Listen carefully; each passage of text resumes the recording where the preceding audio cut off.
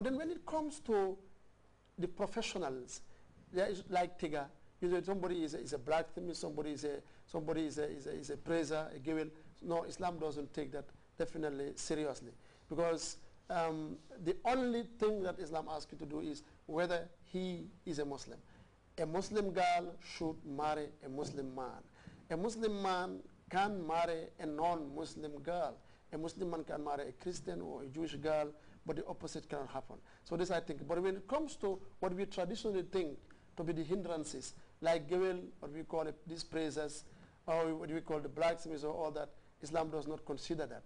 Yet, of course, sometimes because the tradition is deep-rooted in our society, so much so that even going against your parents in marrying them can break the relationship between us, our parents. We have to be very, very careful when our parents are still trapped into that understanding. We have to be very careful the way that we convince them to relinquish that idea. For example, if your father says, no, you are not going to marry this man because he's a given, you are not going to marry this girl because, okay, don't just go against your father diametrically.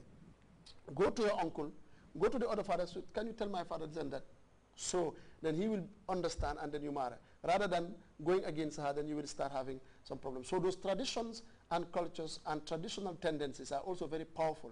And they sometimes, you know, not maneuvering within them can also break a family ties between a girl and her father, or between a girl and her mother. And then at the end, you will see that their words also is true. You go to this boy or you go to this girl, after 1 month, 2 months, you discover that what they were saying is also true. So we can eliminate that. We can fight that by trying also to maneuver and to try to convince our parents who still have all understanding to say that, okay, Islam does not say that. Islam does not consider, for example, Gewel or Tega as any hindrance to get married. Thank you. Doctor, and relating to coming there when a donor, okay, maybe your sister got married to a particular guy and then she died, and then, you know, okay, you're the younger sister, then you should get married to that guy. What does Islam say about that too? There's nothing called you should get married. My original answer was marriage is consent, is offer and acceptance, especially after a woman has already married to somebody. When you are married, they call them thayyib. Thayyib means already married woman. An already married woman is very powerful to herself. Even the father cannot force her. So an already married woman cannot be forced to marry any individual that she doesn't want to marry to. That's one. The second thing is the word donor, in fact, is not good at all. The word donor meaning inherit. Mm-hmm. The word itself, although the practice is not totally bad in the sense of those who do it, they want to re-engage the family to make sure that the sons and daughters are being re-engaged in the same marital setup, in the same family setup. But the word itself is discouraging, because to inherit, you know, before Islam, women used to be inherited.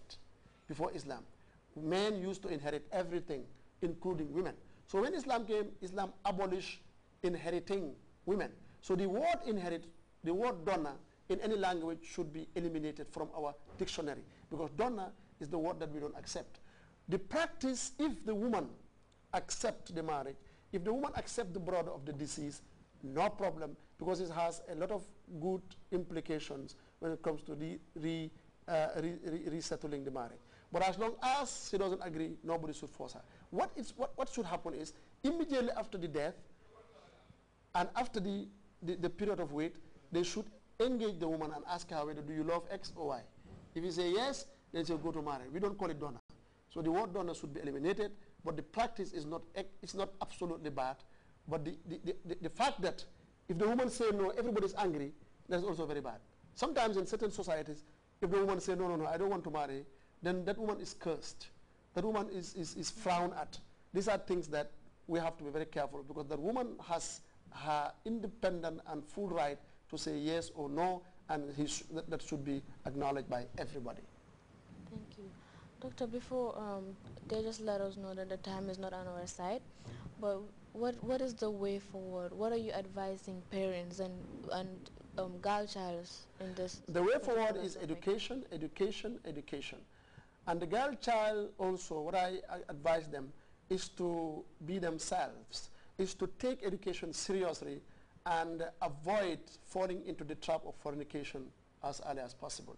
Me, Dr. Ja, even if I have my girl who is young and she insists on that, I'll marry her early because I'm running from an evil that maybe the Western understanding, Western people do not, society do not understand.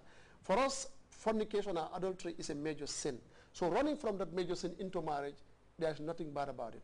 So girls also should be serious about their education and not to be played with. Don't be carried away as easy as possible by anybody. You know, many men are wolves. They just come and hunt, and you have to know who hunts and who doesn't hunt. So serious in your education, but respect your parents. I ask also the parents to respect their girls and learn the age of their girls and their daughters, because when you educate somebody and you are not educated by the education, then your education is less. So we have to understand the age of our girls to be able to definitely deal with them. This is what I think is way forward.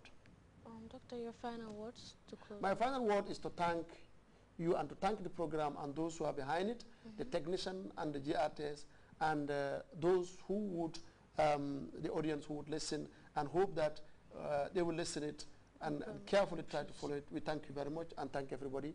Wassalamu alaikum wa rahmatullahi wa barakatuh. Thank you, viewers. That's the only thing we had for you tonight at the Changemaker Show. Thank you, Doctor, for being here with us. Until we see you next time, inshallah. I am Fatima Zahra Chiproja. Thank you.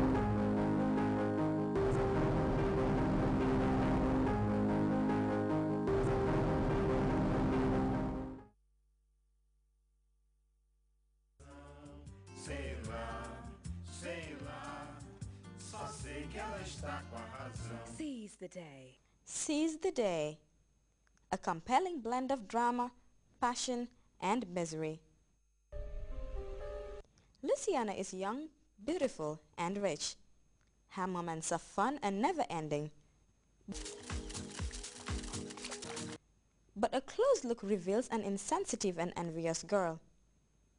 Being a spoiled model, Luciana's envy of supermodel Helena extends beyond the catwalk.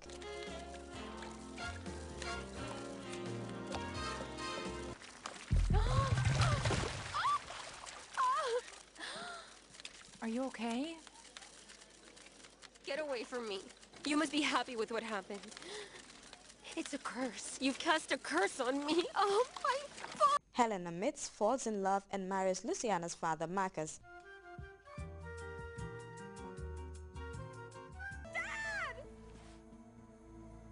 Dad? I just can't believe it. I'm starting to think this is a trap. Oh, look! The young lady is walking into the lion's den and thinks she's in a church. I didn't know he was your father. Can you hear me? Get out! Or else I will run over you! Run over you! I want to see that.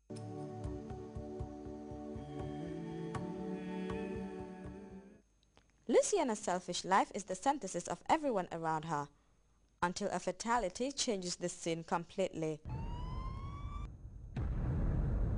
In Seize the Day, Manuel Carlos tells stories of survival with delicacy, sophistication, and sensibility.